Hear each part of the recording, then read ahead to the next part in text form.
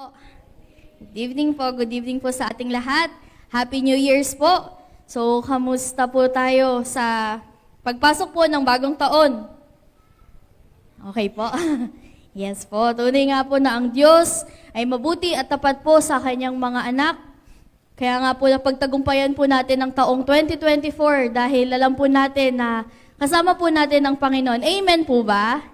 Amen. And tunay po na patuloy na mabuti ang Panginoon dahil we believe na ito po ay mararanasan pa din po natin this 2025. Ang kabutihan po ng Panginoon ay patuloy niya pong nire-reveal sa atin, di po ba? Kaya nga po, ito po ay dapat natin patuloy na ma-receive. Lagi po natin itong dapat nire-receive every messages na ibinibigay po sa atin ng Panginoon. This year also, ito po ay napasimulan po last Sunday. Kaya nga po, receive po din ng bawat isa po sa atin ng bountiful harvest and we are very excited pong ma-receive ito sa taong ito. And of course, ang pinakaintayin po nating message na manggagaling po sa ating pastora this year 2025. So, tonight po, ang verse po na ating pagninilay-nilayan ay matatagpuan po in Psalm 16 verse 11. Sabi po doon, "You make known to me the path. Me with joy in your presence, with eternal pleasures at your right hand." Tayo po ay manalangin. Thank you, Lord. Thank you, Father. Thank you, Jesus. Salamat, Panginoon, sa gabing ito. We thank you, Lord, na kami po ay patuloy niyo pong sinasamahan sa bawat araw. Tulungan niyo po kami, Holy Spirit, to understand your message this evening, and we pray na patuloy po itong mag-ponder sa aming mga puso, sa aming mga isipan upang ito po ay maisapamuhay namin at patuloy naming ma-receive, Panginoon, ang inyong promises sa aming mga buhay. We thank you, Lord. We love you. In Jesus' name we pray. Amen. So as we enter po this New Year, this 2025, ito pong verse na ito ay reminder po ng karakter ng ating Panginoong Diyos that He is the same God that we had last year. He is faithful and He is good in our lives. At ito po ay isang wonderful truth that we can rely on Him as we put our trust on Jesus Christ. As we believe that the gift of God na naando na para sa atin, yun po yung ating pinangahawakan. The gift of God that has already been set before us. Sabi po dyan sa unang phrase, "You make known to me the path of life." Ibig sabihin, mayroon na po agad na mabuting patutunguhan ng ating buhay. Ito po ay nakaset na before us.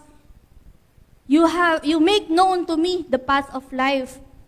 At ito po ay profound recognition that God is the one who directs our journey of life dito sa ating pamumuhay sa mundo. So marapat lamang po na i-acknowledge natin ang kinin natin ito dahil ito po ay ibinibigay sa atin na ng ating Panginoon.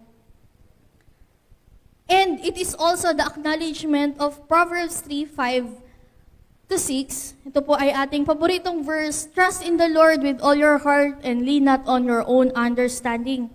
And in all your ways, acknowledge Him and He will make your path straight." Ang buhay po ni David bilang author po ng Psalm ay isang magandang example ng pagpapakita ng trusting in the wisdom of God. And David expresses his strong expression of confidence in God. Kaya nga po ini-invite po tayo ng salmong ito na tayo po ay magstay doon sa path na ibinibigay sa atin ng Panginoon. It is also invite us to seek wisdom of God as we go through again for another year, this 2025. We need to spend time. Siyempre po kapag nagsisik tayo, nagbibigay tayo, or naglalaan tayo ng oras, we need to spend time to seek the Lord. We need to spend time in His presence ng ating Panginoon. Because the wisdom, or we need wisdom in this world full of confusions, full of circumstances, we need wisdom sa bawat desisyon na ating ginagawa sa ating pamumuhay araw-araw. And we need to spend time with God because there is fullness of joy. In His presence, balikan po natin yung Psalm 16:11. You make known to me the path of life. You will fill me with joy in your presence. Ito po ay ina-assert ni David ang complete and true meaning of joy found in the presence of God. Ang joy po na sinasabi dito ay matatagpuan lamang sa presensya ng ating Panginoon. At dinidescribe po dito na kung ano ang buhay na naandoon sa Panginoon, and that is the fullness of joy. Yun, nandun ka sa pamumuhay mo bilang isang anak ng Panginoong Diyos, hinanggap mo sa Jesucristo. Kung mapapansin po natin or i-reflect po natin yung pamumuhay natin, oo nga no, parang dati hindi ko na maalala yung pamumuhay ko noon. Ano ba yung nangyari sa akin? Parang kung isipin, ako po personally, kung isipin ko parang I am totally dead that time nung hindi ko pa nakilala ang Panginoon kasi hindi ko maalala kung ano yung pagkatao ko, kung gaano ko, yes, nandun ako sa pamumuhay ng makasalanan, but nung nandun ako sa presensya ng Panginoon, when I accepted Jesus Christ as my Lord and Savior, nagkaroon ng magandang kahulugan ng aking buhay, naiintindihan ko ang kasalanan, naiintindihan ko ang salvation, nagiging aware ako sa kasalanan, kung kaya't ako po ay, halimbawa, ako ay umiiwas sa kasalanan because ako po ay nandun na sa presensya ng Panginoon. At ganun din po ang joy. Halimbawa po, tayo po ay nakakaranas ng happiness noon. But iba yung joy na binibigay kapag nandun tayo sa Panginoon, hindi po ba? Ang happiness po ay masasabi nating temporary lamang, but yung happiness or yung joy na naandun sa Panginoon, ito ay eternal, ito ay everlasting. Anumang seasons ng ating buhay ay naandoon ng joy dahil ito po ay nanggagaling sa ating Panginoong Diyos. At ito po yung presensya niya. There is fullness of joy in the presence of our Father in heaven, in the presence of our God. Ito pong joy na ito ay dala-dala natin through trials and circumstances. Ito po ay nakakapagbigay sa atin ng strength in times of distress. Ito yung joy na dala-dala mo throughout the seasons of your lives. Ito po ay hindi nawawala kung nandun tayo nananatili sa presensya ng ating Panginoon. At ito pong promise of joy, ito po ay resulta ng faith, knowing that the presence of God brings comfort, brings peace sa lahat ng sirkumstansya po ng ating buhay. Kaya nga po, ito po yung nagpapatibay sa atin, sa ating pananampalataya. Hindi po dahil sa regular attendee ako, hindi ako nag-absent, kaya malakas ako kay Lord. Hindi dahil committed ako sa ministry ko, kaya ako ay ganun yung faith ko kay Lord. Hindi po. Ito po ay nanggagaling lahat sa Panginoon. Ang joy na nakakapagbigay sa atin ng peace, ng comfort, ito po yung nakakapagpatibay ng ating pananampalataya sa Panginoon. Kaya nga po, yun po yung sinasabi nating manatili tayo sa Panginoon. Kahit anuman po yung pinagdaraanan po natin, kahit anuman po yung temptations, hindi po tayo exempted dyan sa mga temptations na yan. Ang katotohanan nga po niyan ay mas malapit sa atin ang temptation kasi nakikita ng kaaway kung gaano po tayo ka-faithful or gaano tayo nagiging eager to seek the Lord. Gusto niya kasi maagaw tayo sa Panginoon. Kaya nga po, sobra-sobra yung temptations na ibinibigay sa atin. Kaya nga po, ito po ay sinasabi sa atin, itinuturo sa atin ng Panginoon every day sa ating mga devotions, Bible reading, that we must seek Him at all times. Dahil yun ang guidance natin. Yun yung ating path, yun yung ating guidance para makaligtas tayo sa mga kasalanan or sa mga temptations sa ating nararanasan dito sa mundo. Kaya nga po, tumitibay po ang ating pananampalataya because God is so good. Hindi po ba? So we may maaring halimbawa naman po ay nandun tayo sa times of distress, times of problema, maaring nandun tayo sa mga lowest point of your life. And ano ba yung ating ginagawa kapag nandun tayo sa point of life natin? We may seek worldly pleasures during that times of difficulties. Bili ka ng ganito, bili ka ng gantong gamit, bili ka ng phone, bagong phone, wala lang kasi gusto ko maging masaya, kasi deserve ko to. Kain ako sa mamahaling restaurant, lagi ako sa buffet. Yan, paborito ni Ate Pat yung buffet. Punta ka sa iba't ibang lugar, kasi gusto mong mahanap yung sarili mo, kuno, mga ganun. But ano ba yung tunay na joy na makikita natin kapag tayo ay nandun sa presensya ng Panginoon? Ito po ay eternal, ito po ay everlasting.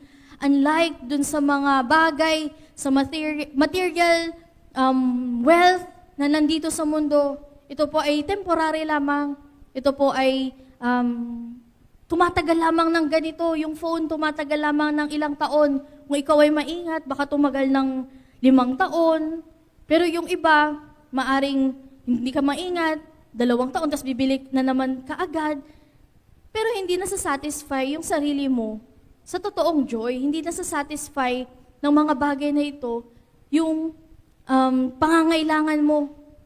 That's why we need the presence of the Lord. We need to stay in the presence of our Father in heaven. At ito po ay reminder for us that we may encounter difficulties and seek material wealth in this world, but God instructed us to stay in the presence of Him so we may fill with joy that is incomparable. At sa pangatlong parte po ng verse na yan, at your right hand are pleasures forevermore, or with your eternal pleasures at your right hand in NIV po. Ang right hand po, sinasabi po natin sa ang sinasabi po dito ay metaphor in the Bible na madalas nire-refer siya sa strength, honor, or authority. Nung ito po ay binanggit ni David sa verse na ito, David speaks pleasures at God's right hand.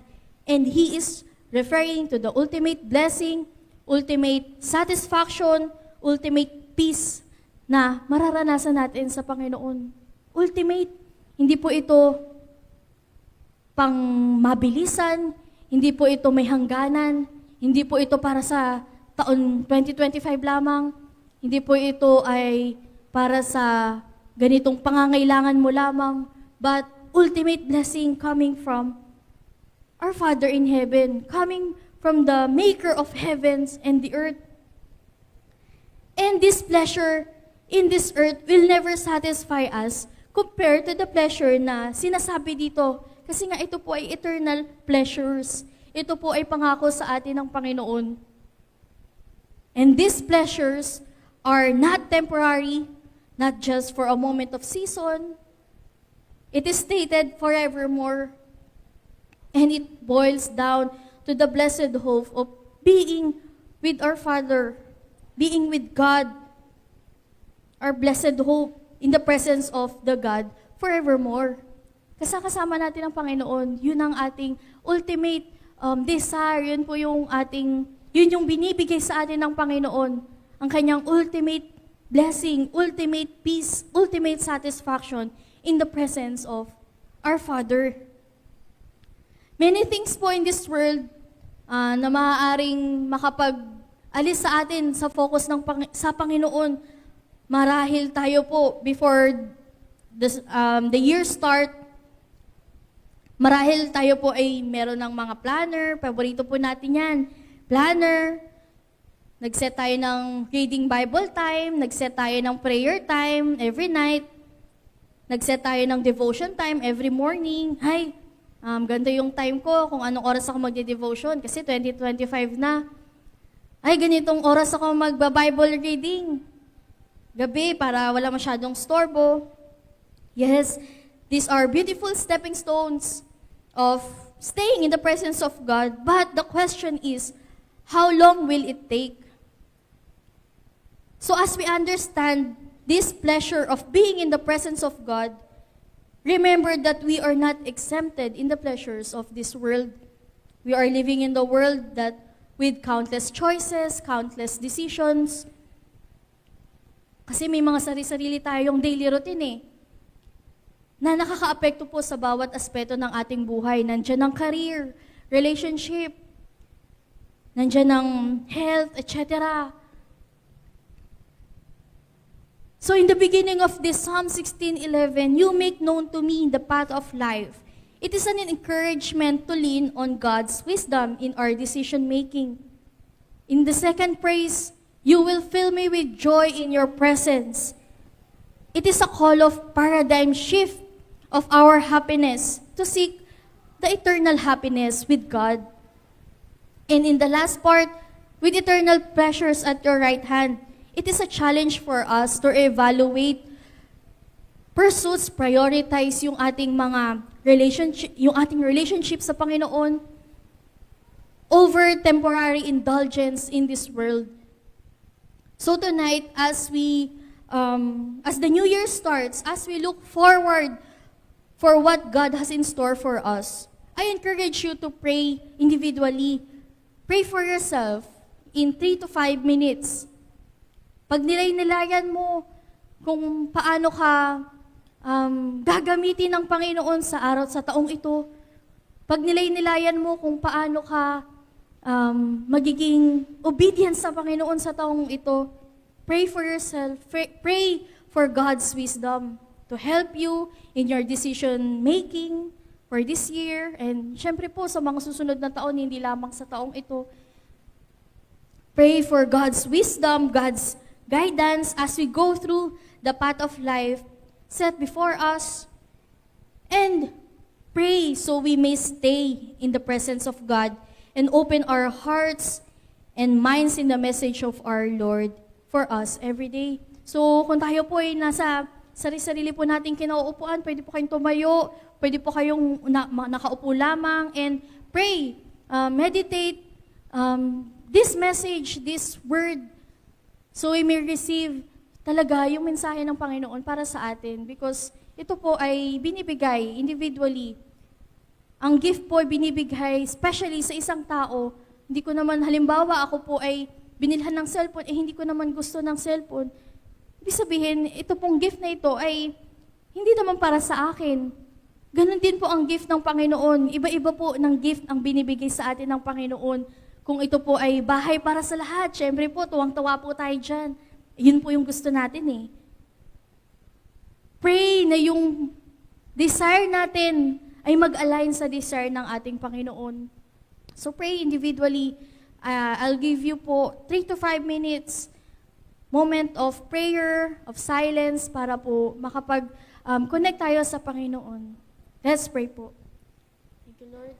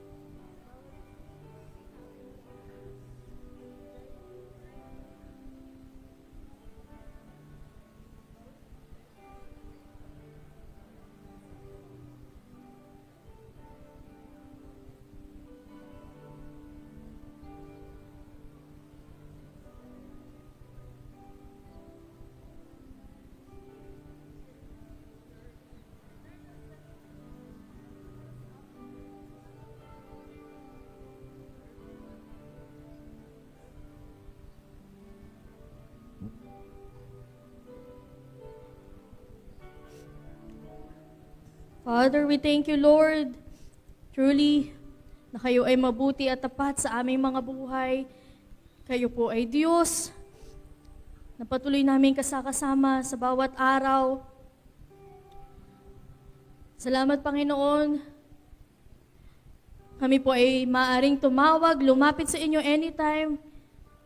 Maaari kaming tumawag sa inyo bilang our Father na aming masasandalan sa bawat seasons ng aming buhay. Maaaring ito man ay naandoon sa lowest point of our lives, naandun sa kasiyahan, naandun sa kagipitan, naandun sa sakitan. Salamat, Panginoon. And ito po ay aming itinataas lamang sa inyo as we receive your message this year. Continue to open our hearts, continue to open our minds, so that, Lord, yung mensahe nyo lamang ang patuloy naming matatanggap sa taong ito. Napakabuti mo, Panginoon. You are so faithful para sa amin. Guide us, Lord. Guard our hearts. Pag hindi po namin, hindi kami masilaw sa pleasures here on earth, bagkus ay magsik kami sa inyo upang ma-experience namin ang eternal pleasures na ibinibigay nyo sa amin. Salamat, Panginoon. And as we continue to worship you tonight, we continue to lift up our burdens, our hearts, our desires, our praises to you. We continue to worship you, Lord. Let's worship.